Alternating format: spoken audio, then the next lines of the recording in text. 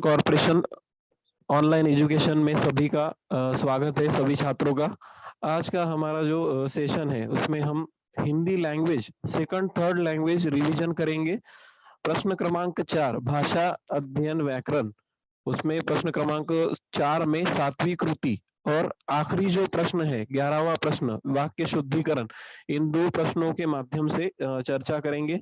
परिभाषा दोनों प्रश्नों की जानेंगे और फिर किस तरह से हमें उस प्रश्न का उत्तर लिखना है उसके बारे में अधिकतर जानकारी जो है इस प्रस्तुत पीपीटी प्रेजेंटेशन के माध्यम से हम आज लेने वाले हैं। तो चलिए शुरुआत करते हैं। कारक जो सबसे इजी टॉपिक है और सबसे आसान है, जो कि याद हम कर सकते हैं और याद करने के बाद प्रश्नों के उत्तर स्वरूप के अनुसार ब्लॉक फॉर्मेट के अनुसार हमें किस तरह से लिखने हैं उसके बारे में जानकारी लेंगे।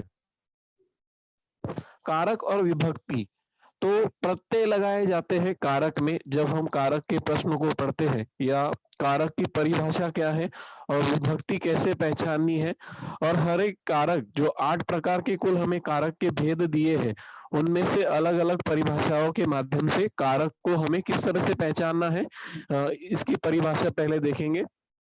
संज्ञा अथवा सर्वनाम के जिस रूप से उसका संबंध वाक्य की क्रिया अथवा किसी दूसरे शब्द के साथ स्पष्ट होता है उसे कारक कहते हैं। तो कारकों की पहचान किस तरह से की जाती है? संज्ञा अथवा सर्वनाम अगर वाक्य में प्रयोग किया हुआ है तो जो उसके आगे जो प्रत्यय लगाए जाते हैं उन्हें विभक्तियां कहते हैं। तो प्रत्यय, वही जो प्रत्यय लगा है वही विभक्ति है। जैसे कर्ता कारक का उदाहरण अगर हम लेंगे तो उसमें ने की विभक्ति जुड़ी हुई है या प्रत्यय जुड़ा है संज्ञा और सर्वनाम के बाद। जैसे हमने सीखा है कि शब्द भेद में संज्ञा के कौन कौन से प्रकार है? व्यक्तिवाचक, जातिवाचक, समूहवाचक, द्रव्यवाचक, भाववाचक। तो ये उसके प्रकार है। पदार्थवाचक, तो ये संज्ञाओं के प्रकार है। जैसे व्यक्तिवाचक संज्ञा का उदाहरण अगर हम लेंगे तो जैसे उमा, विवेकानंद, दिल्ली, नासिक, पुणे, तो ये व्यक्तिवाचक संज्ञा में आने वाले नाम है जो कि किसी विशिष्ट व्यक्ति या वस्तु को दिए हुए नाम है। जातिवाचक संज्ञा में किसी जाति का या जो शब्द, ऐसा शब्द जो किसी जाति के पूरे जाति का बोध कराता है। जैसे पुस्तक, अगर हम किताब, अगर ये शब्द उच्चारण करेंगे तो कौन सी किताब अगर है तो इतिहास की किताब है या मराठी की किताब है तो वो व्यक्तिवाचक संज्ञा में जाने वाला है। उदाहरण, अगर हम मैं किताब पढ़ रहा था तो किताब अगर बोलेंगे तो वो है जातिवाचक संज्ञा का शब्द। जैसे भिक्षुक, भिखारी शब्द है। जैसे लड़का, लड़की, ये शब्द जो है वो जातिवाचक संज्ञा में आने वाले। जैसे सम्राट, राजा, अगर किसी राजा का हम नाम लेंगे तो वो व्यक्तिवाचक संज्ञा में आने वाला है। जैसे छत्रपति शिवाजी महाराज का नाम हमने लिया और फिर अगर उन्हें सम्राट की पदवी अगर दी या राजा उनको कहा गया तो उदाहरण के अनुसार वो जातिवाचक संज्ञा में आने वाला शब्द है।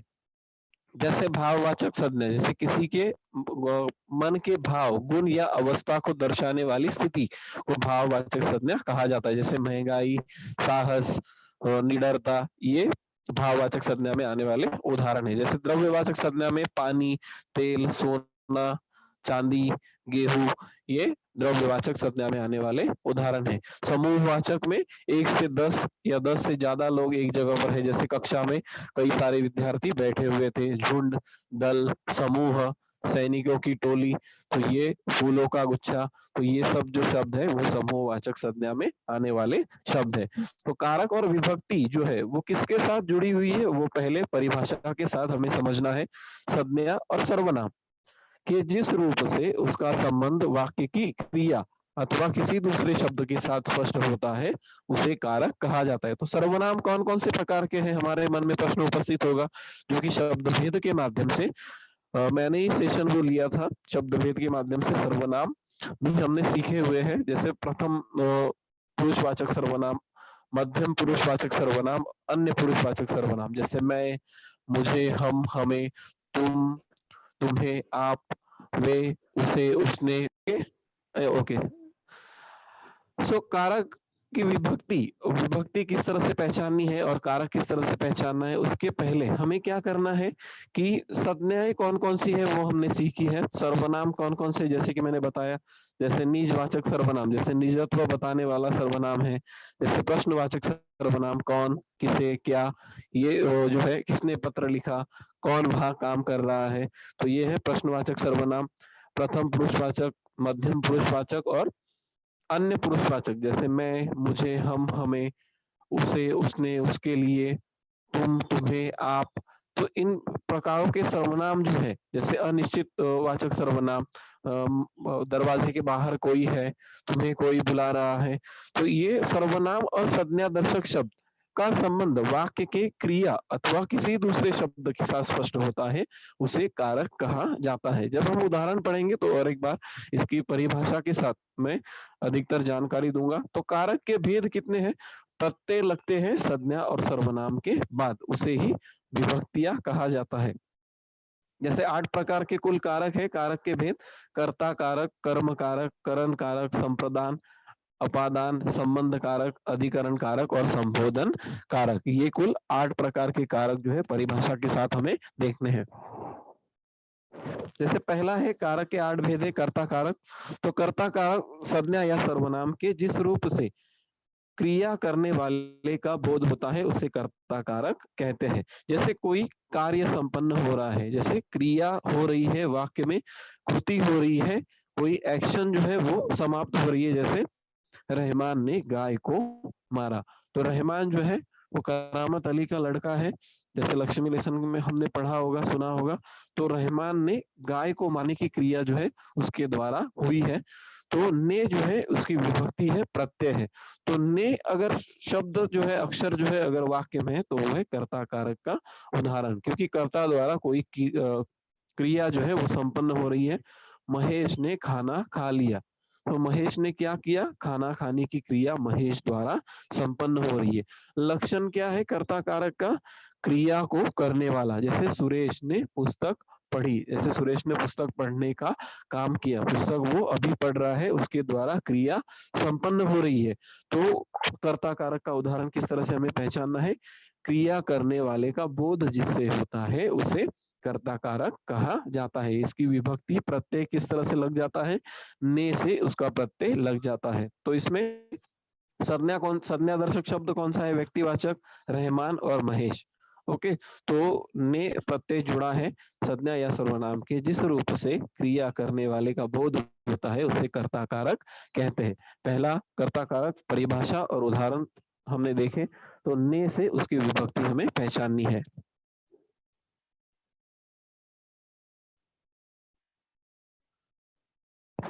दूसरा है कर्म कारक। जिस व्यक्ति या वस्तु पर क्रिया का प्रभाव पड़ता है उसे कर्म कारक कहते हैं। इसकी विभक्ति को से पहचानी जाती है। तो किस तरह से हमें विभक्ति पहचाननी है? को से।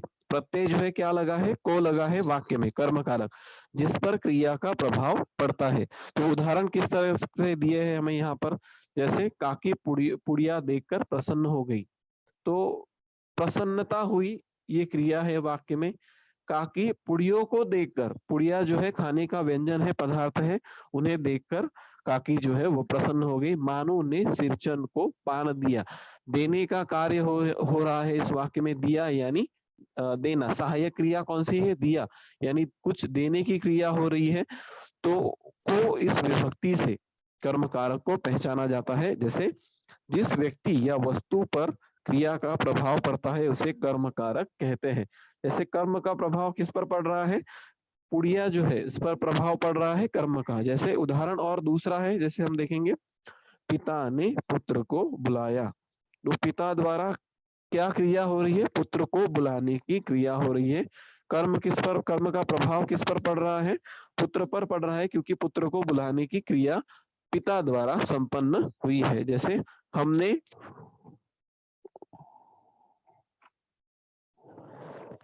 हमने बाबूजी के निजी सचिव को बुलाया। वाक्य ध्यानपूर्वक सुनिए, हमने बाबूजी के निजी सचिव को बुलाया।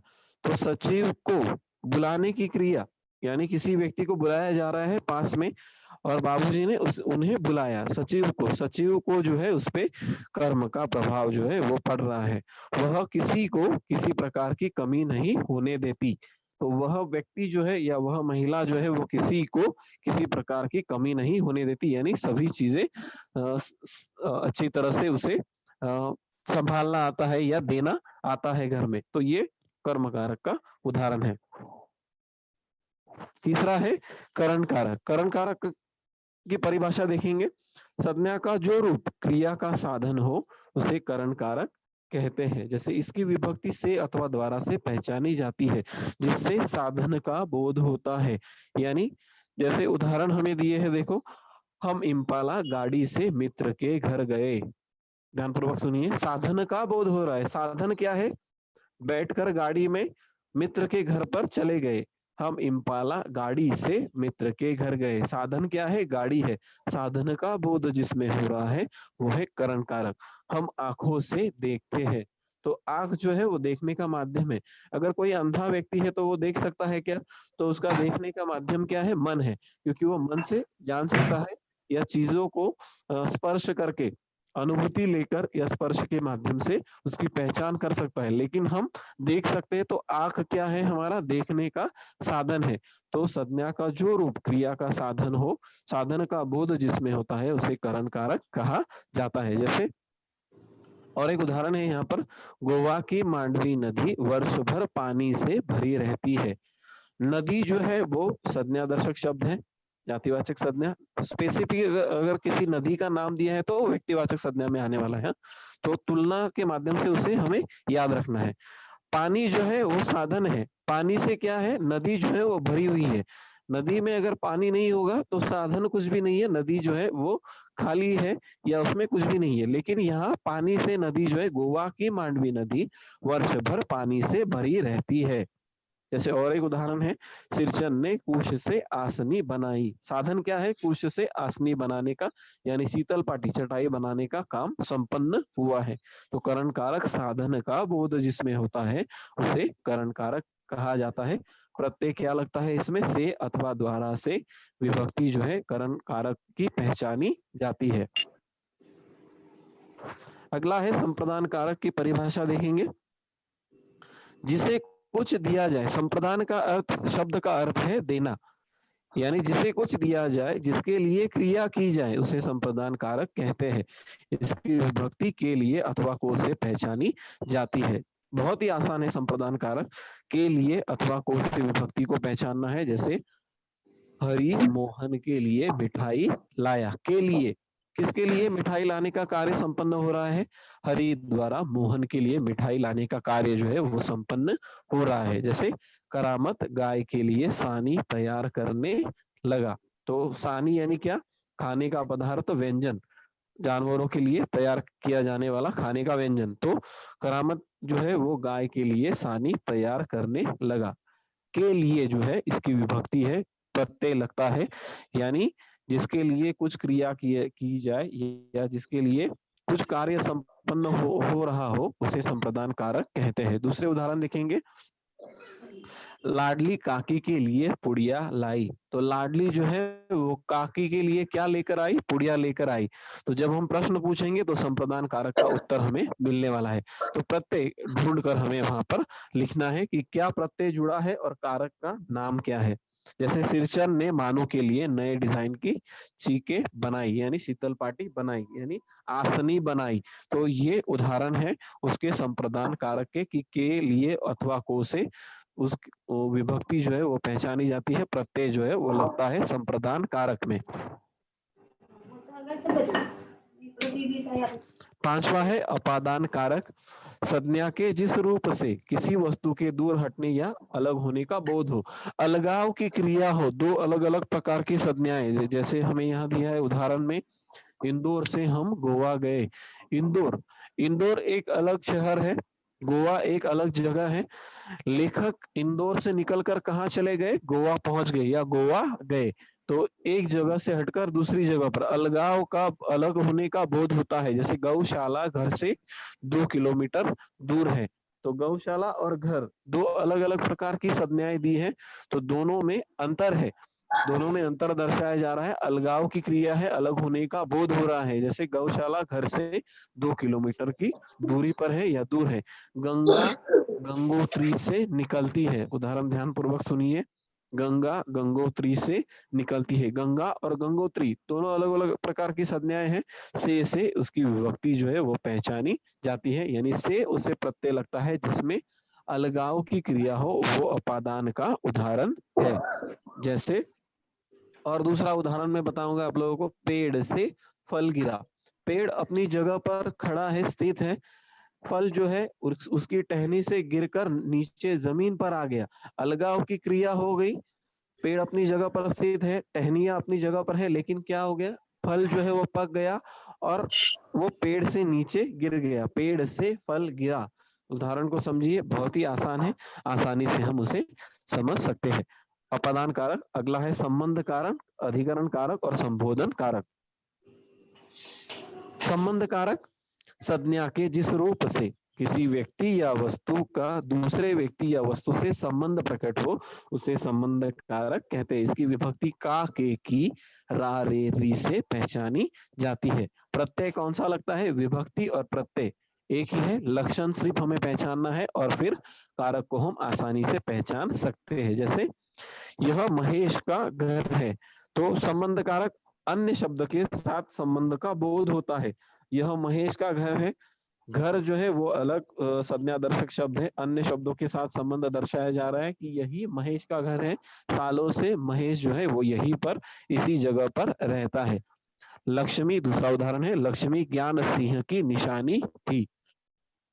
तो लक्ष्मी को, गाय को किसने खरीदा है? ज्ञान सिंह ने खरीदा है, तो वो उसी की निशानी थी। तो उससे उसका संबंध जुड़ा हुआ है, क्योंकि उसकी देखभाल जो है कई सालों से ज्ञान सिंह जो है वो कर रहा है, गाय की, यानी लक्ष्मी जिसे नाम दिया हुआ है।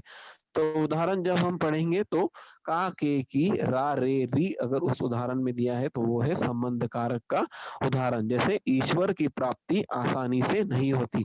दूसरा उदाहरण है, आपके लाडले बेटे की रीढ़ की हड्डी भी है या नहीं। सबके अपने अपने अपने रिवाज है। के, सबके क्या है? अपने अपने रिवाज होते हैं। संबंध दर्शाया जा रहा है अलग अलग धर्मों के व्यक्तियों से। कि सब के, सब जो है उसके साथ के जुड़ा है। देखो, का, के, की, रा, रे, री। तो इसे याद रखना है कि जिससे वाक्य में अन्य शब्दों के साथ संबंध जो है वो दर्शाया जा रहा है, उसे संबंध कारक जो है वो कहा जाता है। सातवां है अधिकरण कारक। संज्ञा के जिस रूप से क्रिया का आधार या आधार का बोध होता है, उसे अधिकरण कारक कहते हैं। इसकी विभक्ति में अथवा पर से पहचानी जाती है। अधिकरण कारक संज्ञा के जिस रूप से क्रिया, कार्य के आधार का बोध हो। जैसे, सिंह वन में रहता है। में और पर। सिरचन छत पर गया है। सिरचन कहाँ है? अभी छत पर खड़ा है। छत जो है वो आधार है, क्योंकि उसपे वो उस जगह पर खड़ा है। अखबार में यह समाचार छपा है। तो अखबार जो है वो पढ़ने का साधन है, उसमें वो समाचार छपकर आया हुआ है। जैसे, करामत अली ने लक्ष्मी की पीठ पर दवा लगाई। तो करामत अली जो है उसने लक्ष्मी की पीठ पर क्या लगाई? दवा लगाई। तो आधार का बोध क्या है? दवा लगाने का आधार क्या है? पीठ है। किसकी है? लक्ष्मी की है, गाय की पीठ है। तो ये याद रखना है, आधार का बोध जिस पे होता है या जिससे हमें पता चल रहा है कि जैसे में और पर से इसकी विभक्ति जो है वो पहचानी जाती है। अगला है संबोधन कारक। संबोधन कारक बहुत ही आसान है। किसी व्यक्ति को संज्ञा के जिस रूप से किसी को पुकारा जाए अथवा चेतावनी दी जाए, उसे संबोधन कारक कहते हैं। इसकी विभक्ति किस तरह से पहचानी जाती है? जिसे हे, अजी, अरे, अहो, वाह आदि है। तो किसी को पुकारने के अर्थ में, किसी को बुलाना है हमें, अरे लड़के इधर आ, अरे लड़के, विस्मय सूचक चिन्ह जिसमें जुड़ा हुआ है, वो उदाहरण जो है वो संबोधन कारक का उदाहरण है। वो हमें आसानी से हम पहचान सकते हैं, क्योंकि विस्मयादि बोधक चिन्ह उसमें लगा हुआ है। विराम चिन्हों का विस्मय सूचक चिन्ह, एक्सक्लामेटरी मार्क जिससे जुड़ा हुआ है, वो है संबोधन कारक का उदाहरण। आंख बंद करके भी हम उसे लिख सकते हैं। जैसे, हे ईश्वर मुझे शक्ति दो। हे ईश्वर के बाद विस्मय सूचक चिन्ह जो है वो जुड़ा हुआ है। मुझे शक्ति दो, वाह तुमने तो कमाल कर दिया। संबोधन, अरे प्रेमा जरा पान भिजवाना। तो किसी को चेतावनी दी जा रही है, किसी को कहा जा रहा है, जैसे हे ईश्वर मुझे शक्ति दो, वाह तुमने तो कमाल कर दिया, शाबाश तुम ऐसे ही काम करते रहो, अरे बाप रे तुमने तो ये अनर्थ कर दिया। तो ये ऐसे उदाहरण जो है जिसके आगे विस्मय सूचक चिन्ह जो है वो लगा हुआ है, वो है संबोधन कारक के उदाहरण है। अब हमारे मन में प्रश्न उपस्थित होगा कि प्रश्न क्रमांक 4 में सात्विक कृति जो है उसका उत्तर किस तरह से लिखना है और कारक किस तरह से हमें पहचानने हैं। कुछ प्रश्न जो है निम्नलिखित वाक्यों में प्रयुक्त कारक पहचान कर उनका भेद बताइए। भेद बताइए मतलब हमें क्या करना है, उदाहरणों को पढ़ना है और उदाहरण पढ़ने के बाद हमें, जैसे वृक्ष से पत्ते गिरते हैं, उदाहरण हमें दिया है, वृक्ष से ये शब्द छाट कर हमें लिखने हैं और वो अपादान कारक का उदाहरण है, ये हमें ये उत्तर दाखिल में हमें लिखना है। जैसे अरे लड़के इधर हाँ, तो ये संबोधन कारक का उदाहरण है। उसने लक्ष्मी के माथे पर हाथ फेरा, तो अधिकरण कारक का उदाहरण है। लक्ष्मी के माथे पर शब्द को निकालना है और अधिकरण कारक वहां पर हमें लिखना है। तो अगली स्लाइड को हम देखेंगे। जैसे प्रश्न क्रमांक 4-7 में ध्यानपूर्वक कृति को देखना है कि किस तरह के प्रश्न जो है वो पूछे जाएंगे। इसमें 2 वाक्य दिए जाएंगे जिनमें से कोई एक कारक पहचान कर उसका भेद लिखना होगा। निम्नलिखित वाक्यों में प्रयुक्त कारक पहचान कर उसका भेद लिखिए, ये सूचना है। कुल 1 अंक के लिए ये प्रश्न पूछा जाएगा। 2 वाक्य दिए जाएंगे, 2 में से कोई एक वाक्य का कारक हमें पहचानना है। तो कारक किस तरह से पहचाना हुआ है, उत्तर वहां हमें दिए हैं, प्रश्न भी मैंने लिखे हैं। कुल 10 प्रकार के उदाहरण हैं, 10 प्रकार के उदाहरणों को समझेंगे। महेश ने खाना खाया, कर्ता द्वारा क्रिया संपन्न हुई है। इस वाक्य में महेश ने, यह है कर्ता कारक, क्योंकि महेश कोई व्यक्ति है जिसका नाम हमें दिया है। जैसे महेश ने, ये शब्द हमने लिखे, उसकी विभक्ति हमने लिखी, प्रत्यय लिखा और कर्ता कारक का ये उदाहरण है, इसलिए हमने कर्ता कारक वहां पर उत्तर में लिखा। दूसरा है बहन महिलाओं को संगीत की शिक्षा दे, महिलाओं को, तो संगीत की शिक्षा देने का कार्य करना है, ये क्रिया संपन्न हो रही है किसके द्वारा, बहन के द्वारा महिलाओं को, यानी क्रिया पर या कर्म पर प्रभाव पड़ रहा है, महिलाओं पर प्रभाव पड़ रहा है, संगीत की शिक्षा उन्हें देनी है, तो महिलाओं को, ये कर्म कारक का उदाहरण है। हम आंखों से देखते हैं, ये उदाहरण हमने देखा पीपीटी प्रेजेंटेशन की स्लाइड में, आंखों से करण कारक, जिससे हमें साधन का बोध होता है, साधन के अर्थ में। चौथा प्रश्न है, देखिए, उसे हल करने के लिए अनेक घनघोर युद्ध हुए, के लिए क्या है, संप्रदान कारक, कि उस चीज को हल करने के लिए अनेक घनघोर युद्ध हुए, संप्रदान कारक का उदाहरण है, जो कि जिसके लिए क्रिया की जाती है, क्योंकि उस कार्य को करने के लिए, यानी उस समस्या को हल करने के लिए अनेक घनघोर युद्ध हुए, लेकिन अब तक वो समस्या सुलझ नहीं सकी है या उस पर कोई भी सुझाव किसी ने नहीं बताए हैं। 5, जैसे हमने उदाहरण देखा, वृक्ष से पत्ते गिरते हैं, वृक्ष जो है, मैं जैसे मैंने बताया पेड़ से फल गिरा, वैसे साधारण सा उदाहरण है, वृक्ष से पत्ते गिरते हैं, अलगाव की क्रिया, अलग होने का भाव जिसे नजर आ रहा हो, तो वृक्ष से जो है विभक्ति लगी है, प्रत्यय लगा है, वृक्ष शब्द निकालना है, से जो विभक्ति लगी है, और लक्षण पहचान कर अपादान कारक का ये उदाहरण है, तो अपादान कारक हमने लिखा है। जैसे छठवां उदाहरण है, आपके लाडले बेटे के रीढ़ की हड्डी भी है या नहीं, तो आपके संबंध कारक है, के जुड़ा हुआ है वाक्य में आपके साथ, आप जो है वो सर्वनाम है, कारक जो उदाहरण बनते हैं वो संज्ञा और सर्वनाम का संबंध वाक्य के अन्य शब्दों के साथ दर्शाते हैं, उन्हें ही कारक कहा जाता है। तो यहाँ पर आपके जो है वो संबंध कारक का उदाहरण है, क्योंकि उनका बेटा है और उनके संबंध में चर्चा हो रही है। ठीक है। 7वां उदाहरण है, एक बच्चा कुर्सी पर चढ़ा तो दूसरा नाचने लगा। ये उदाहरण है अधिकरण कारक का लक्षण क्या है, क्रिया के आधार के अर्थ में। तो बच्चा कहाँ खड़ा है, एक बच्चा कुर्सी पर चढ़ा हुआ है और दूसरा नाचने लगा। कुर्सी पर जो है वो आधार का बोध करा रहा है इस वाक्य में, तो है अधिकरण कारक का उदाहरण। हे ईश्वर मुझे शक्ति दो, तो ये है संबोधन कारक का उदाहरण, क्योंकि पुकारने की क्रिया हो रही है, कोई व्यक्ति संकट में है और वो पुकार रहा है कि हे ईश्वर मुझे अब शक्ति दो, क्योंकि मैं इस समस्या को अभी सुलझा नहीं सकता हूँ, या मुझमें अब सामर्थ्य नहीं है, तो मुझे शक्ति दे दो। रेहाना रहमान के लिए मिठाई लाई, तो संप्रदान कारक का ये उदाहरण है, क्योंकि किसी के लिए कुछ दिया जा रहा है, किसी के लिए क्रिया की जा रही है, क्रिया की जाती है, उसे संप्रदान कारक कहा जाता है। हम गोवा गाड़ी से मित्र के घर गए, गाड़ी से करण कारक का उदाहरण जो है वो दिया हुआ है। तो ये प्रश्न है कारक का। तो विभक्ति या कारकों के नाम, विभक्ति या लक्षण और उदाहरण किस तरह से हमें पहचानने हैं और किस तरह से हम उसे याद कर सकते हैं, ठीक है।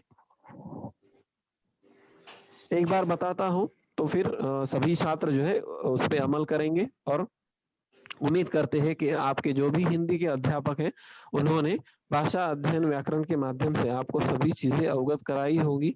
तो सिर्फ हमें उसे उसका रिवीजन अभी हमें करना है कि हमें किस तरह से हम उसे पहचान सकते हैं। जैसे याद कैसे करेंगे हम विभक्ति को, कर्ता ने कर्म को करण से, संप्रदान को के लिए, अपादान से, संबंध का के को, रा रे री, अधिकरण में पर, संबोधन हे अजी अरे अहो। लक्षण भी याद कर सकते हैं हम, जैसे कर्ता ने क्रिया को, करने वाला कर्म को जिस पर क्रिया का प्रभाव पड़ता है, करण से क्रिया के साधन के अर्थ में, संप्रदान को के लिए जिसके लिए क्रिया की जाती है, अपादान से किसी वस्तु के अलग होने का भाव, संबंध का के को, रा रे री अन्य शब्द के साथ संबंध का बोध होता है, अधिकरण में पर क्रिया के आधार के अर्थ में, संबोधन हे अजी अरे हो किसी को पुकारने के अर्थ में, ठीक है। तो यहाँ पर एक प्रश्न जो है प्रश्न क्रमांक 4, कृति सातवीं कारक के भेद पहचान कर लिखिए, ये हमने अब तक सीखा। दूसरा जो प्रश्न है हमारा अंतिम प्रश्न, 11वां प्रश्न जो है अंतिम, वाक्य शुद्धिकरण। तो वाक्य शुद्धिकरण में हमें क्या करना है और किस तरह से गलतियां है, दो अशुद्धियां है वाक्य में दी हुई, और दो अशुद्धियों को हमें पहचानना है।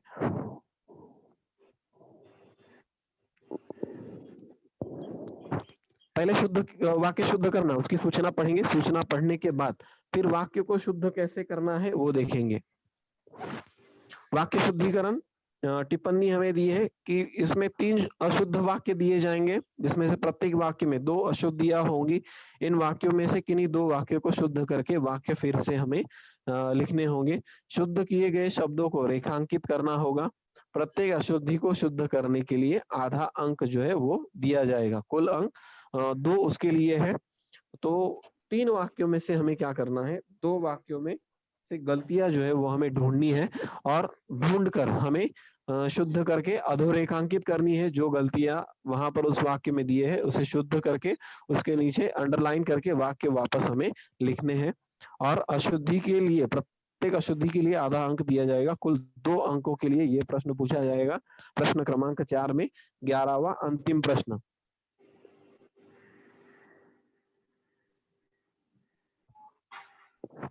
जैसे अशुद्ध वाक्य को शुद्ध करना, किसी भी भाषा में शब्दों को शुद्ध रूप में लिखना आवश्यक होता है, ये तो सभी बच्चे जानते हैं।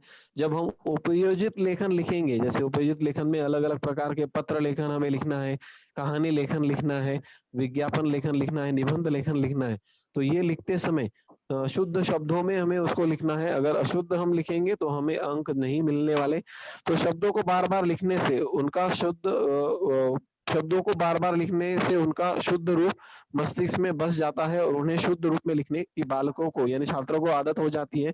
विद्यार्थी प्रथम किस चीज में गलतियां करते हैं, सर्वनाम, लिंग, वचन तथा कारक संबंधी अनेक गलतियां होती है, जिससे वाक्य अशुद्ध हो जाता है। नीचे कुछ वाक्य हमें दिए हैं, सामान्य अशुद्धियां है और उनका शुद्ध रूप जो है वो दिया जा रहा है। तो 3 प्रकार की गलतियां हो सकती है, गलतियां दी जा सकती है वाक्य में। पहली है विशेषण का गलत प्रयोग, दूसरा है वचन के प्रयोग में होने वाली अशुद्धियां, और वाक्य रचना दोष। तो पहला है विशेषण का गलत प्रयोग, किस तरह से किया है वाक्यों में। एक एक प्रकार का वाक्य दिया है, अशुद्ध वाक्य दिया है पहले कॉलम में हमें, और दूसरे में शुद्ध वाक्य जो है वो ब्लैक फॉन्ट में हमें शुद्ध करके शब्द जो दिए हैं वो शुद्धिकरण दिया हुआ है वाक्य में। विशेषण का गलत प्रयोग किस तरह से हुआ है? मैं मेरे देश को प्रेम करता हूँ। पूरी तरीके से गलत वाक्य है। मैं मेरे नहीं आएगा, मैं अपने देश को प्रेम नहीं प्यार करता हूँ। शुद्ध किए हुए शब्द कौन से? दो गलतियां है। मेरे, वहां पर अपने सर्वनाम को हमने यूज किया। प्रेम जो है वो शब्द जो है वो परिवर्तित कर दिया प्यार। मैं अपने देश को प्यार करता हूँ। वे बोले मैं मेरा काम कर रहे हैं। पूरी तरीके से अशुद्ध हिंदी हो गई है। वे बोले मैं अपना काम कर रहा हूँ। कर रहे हैं नहीं आएगा क्योंकि ये सामान्य वर्तमान काल का उदाहरण है। तो वे बोले मैं अपना काम कर रहा हूँ, अपूर्ण वर्तमान काल का उदाहरण है। तुम तुम्हारे घर जाओ। तुम्हारे नहीं आएगा, तुम अपने घर जाओ, क्योंकि वो उसका अपना खुद का घर है। तुम तुम्हारे नहीं आएगा। अन्य पुरुषवाचक सर्वनाम में हम ये सर्वनाम जो है उसका प्रयोग करते हैं। तुम तुम्हारे घर जाओ, अशुद्धि कौन सी है? तुम अपने घर जाओ। पूर्ण विराम देना है वाक्य में। हमें पक्का ईश्वर में विश्वास है। विशेषण का गलत प्रयोग किया गया है। हमें ईश्वर में पक्का विश्वास है। सारे गांव के लोग ईमानदार हैं। पूरी तरीके से अशुद्ध वाक्य दिया है। जैसे हमें यहाँ पर विशेषण का गलत प्रयोग कहाँ दिया हुआ है? गांव के सारे, सारे जो है वो विशेषण है। गांव के सारे लोग ईमानदार है। हमारे यहाँ शुद्ध गाय का दूध मिलता है। शुद्ध गाय जो है वैसे नहीं होता है वाक्य, गाय का शुद्ध दूध, इस तरह से वाक्य होगा। जैसे हमारे यहाँ गाय का शुद्ध दूध मिलता है। तो दूध जो है वो शुद्ध गाय का नहीं है, गाय का शुद्ध दूध जो है वो मिलता है। तो ये विशेषण का गलत प्रयोग जैसे वाक्य में किया है उसे शुद्ध करके हमें लिखना है। वो दो अशुद्धियां जो है वो ढूंढनी है और दो अशुद्धियों को ढूंढकर हमें वाक्य में परिवर्तन करना है। वचन के प्रयोग में होने वाली अशुद्धियां जैसे एक वचन, अनेक वचन, एक वचन, बहुवचन, जैसे पुस्तक, पुस्तकें, लड़का, लड़के, लड़की, लड़कियां। जैसे एक वचन दिया है तो इसमें गलती दी है, तो उसे बहुवचन में परिवर्तित करते समय, अनेक वचन में परिवर्तित करते समय हमें ध्यानपूर्वक देखना है कि कौन सी गलती हमें दी है। जैसे यहाँ उदाहरण दिए हैं, इस घर में अनेकों खाली पीपा है। पीपा नहीं आएगा, पीपे है। इस घर में अनेक, अनेकों नहीं, अनेक खाली पीपे है। पुस्तक का ढेर देखकर माँ दंग रह गई। पुस्तकों का ढेर देखकर माँ दंग रह गई। तो इस तरह से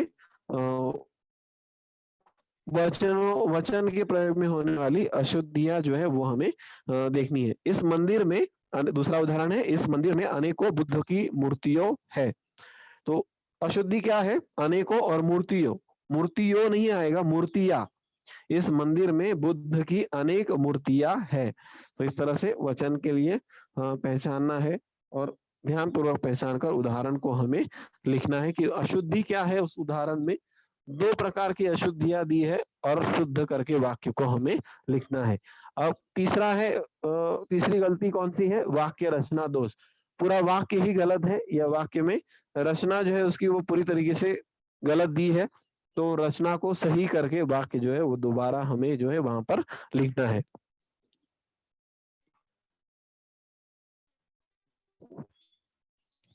जैसे उदाहरण हमें दिया है, देखो, वह मुस्कुराया और बोले आप चिंता न करें। पूरी तरीके से गलत वाक्य है।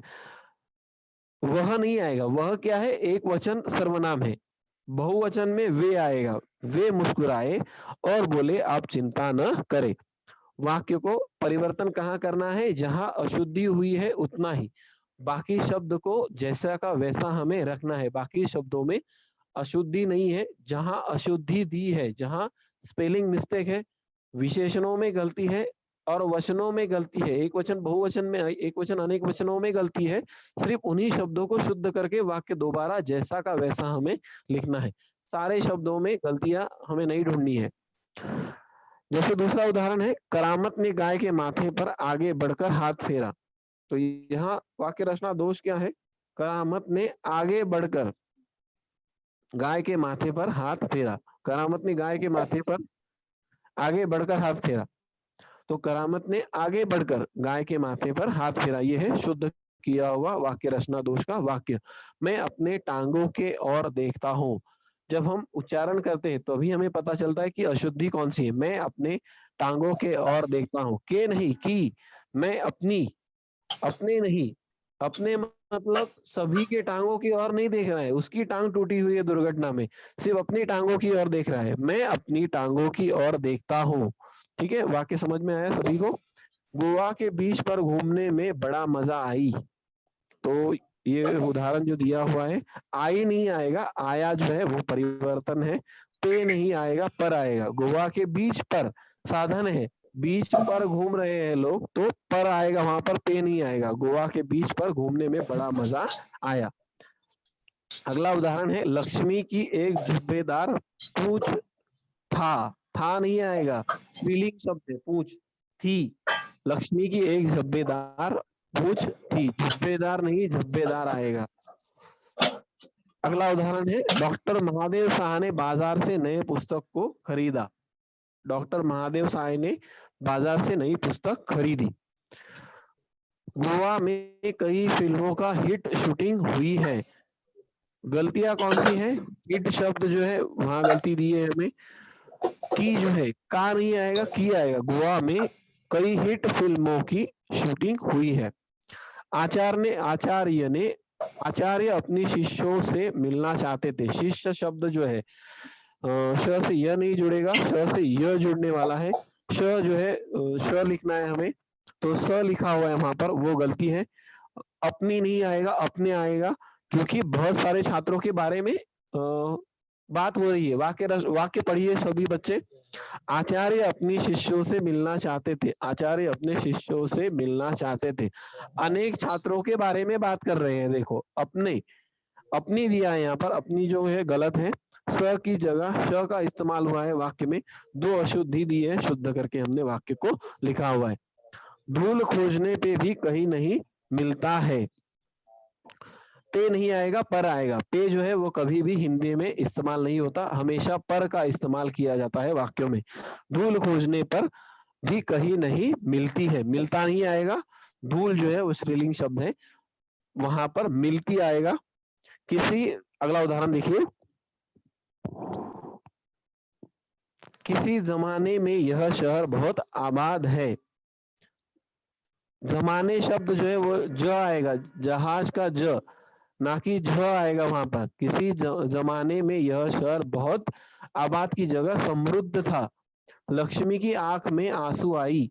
लक्ष्मी की आंखों में, आंख में, एक ही आंख में आंसू नहीं आने वाले, दोनों आंखों में आंसू आने वाले। तो लक्ष्मी की आंखों में आंसू आए नहीं आए। आई अगर लिखा है उस वाक्य में तो वो पूरी तरीके से गलत है। आई का प्रयोग जो है वो हिंदी में नहीं होता। आए जो है वो शुद्ध रूप है उसका, आई शब्द का।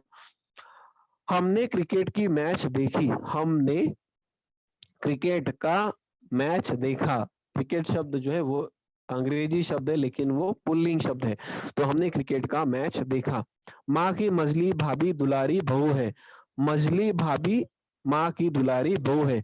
गुप्ता जी की कमरा शायद बगल में है। उदाहरण जब हम पढ़ते हैं तभी हमें पता चल जाता है कि वाक्य में अशुद्धि कौन सी है, अशुद्धि क्या है। गुप्ता जी की कमरा शायद बगल में है, गुप्ता जी का कमरा शायद बगल में है। का की नहीं आएगा वहां पे। वही आधार पे भारत को कल्याणकारी राज्य बनाने की बात चली है। वही नहीं आएगा, उसी आधार पर भारत को कल्याणकारी राज्य बनाने की बात जो है वो चली है। तो जैसे और भी कई सारे उदाहरण हैं जिन्हें हम शुद्ध करके लिख सकते हैं। जैसे क्रोध से उसकी नेत्र लाल हो गए। क्रोध से उसके नेत्र लाल हो गए। राम ने हिरण का शिकार की। राम ने हिरण का शिकार किया। मैं मेरा काम करता है, पूरी तरीके से अशुद्ध हिंदी है। मैं मेरा काम करता है, मैं अपना काम करता हूँ, ये शुद्ध शब्द है। तो दुरुस्ती कहाँ की है हमने? मेरा की जगह अपना, और है की जगह हूँ। मैं मेरा काम करता है, मैं अपना काम करता हूँ, पूर्ण विराम। तो इस तरह से वाक्य शुद्धिकरण को हमें देखना है।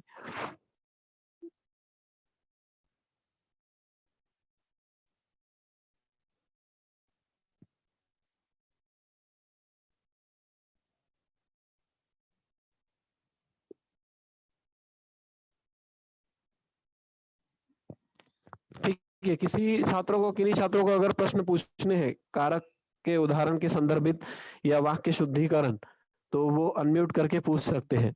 If you want to ask some questions to me, then you can unmute yourself and you can ask questions. Okay.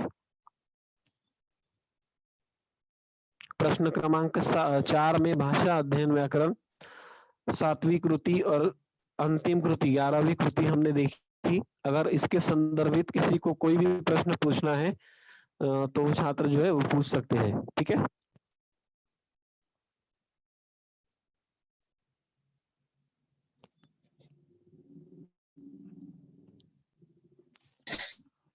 Hello sir, आपका आवाज ही कट हो रहा है, कुछ आवाज ही नहीं आ रहा है।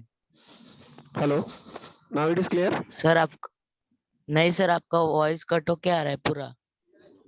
Okay, my side the network मैं इश्यू कब से इश्यू बोलना इज चाह नॉट रहा देयर। था सर, पर बोल नहीं सकते ना हम।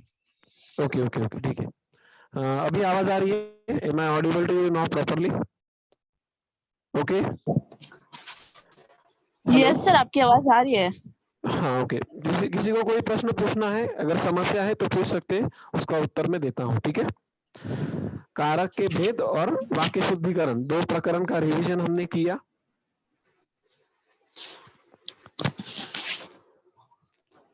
सर हमें गलत वाक्य भी लिख रहा है। नहीं, गलत वाक्य नहीं लिखना है। सिर्फ हमें जो गलत वाक्य में 2 अशुद्धि जो दी है, जैसे सर्वनाम में अशुद्धि है या वचन में अशुद्धि है या फिर वाक्य रचना दोष में अशुद्धि है, उतने ही 2 शब्द शुद्ध करके हमें लिखने हैं। बाकी वाक्य जैसा दिया हुआ है वैसे ही हमें पूरा लिखना है। ठीक है। Yes sir.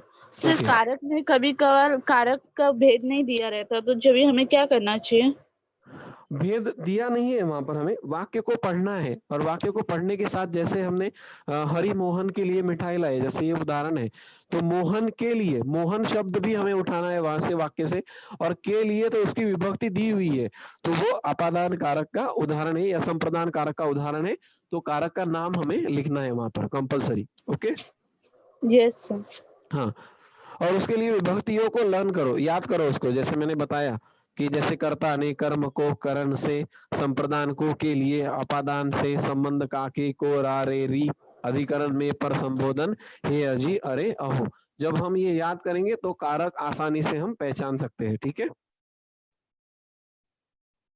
और किसी को कुछ पूछना है? दूसरे बच्चे, दूसरे छात्र?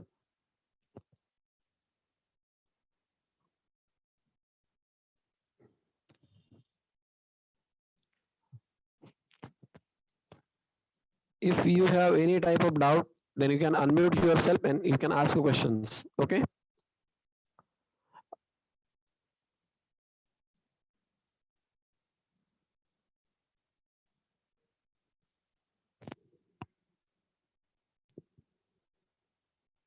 तो इस तरह से आज का हमारा सेशन जो था उसमें हमने कारक के भेद और वाक्य शुद्धिकरण के प्रश्नों को एसएससी बोर्ड एग्जाम हेतु किस तरह से उत्तर हमें इन 2 प्रश्नों के लिखने हैं उसका रिवीजन परिभाषाओं के साथ हमने यहाँ पर किया। तो आज का सेशन जो है यहाँ पर हम समाप्त हुआ। तो यहाँ मुझे अपॉर्चुनिटी मिली कि मैं बच्चों को, छात्रों को सिखा सकूं, ये प्लेटफॉर्म उपस्थित हुआ, इसलिए Brihanmumbai municipal corporation secondary education CNO Varsha Waghmare madam का मैं धन्यवाद देता हूं, और यहाँ पर इस सेशन को हम समाप्त करेंगे। Hello. Yeah, thank you, sir. Okay madam. Yeah, thank you. Can I Students, log out? Yeah, you can leave. Yeah.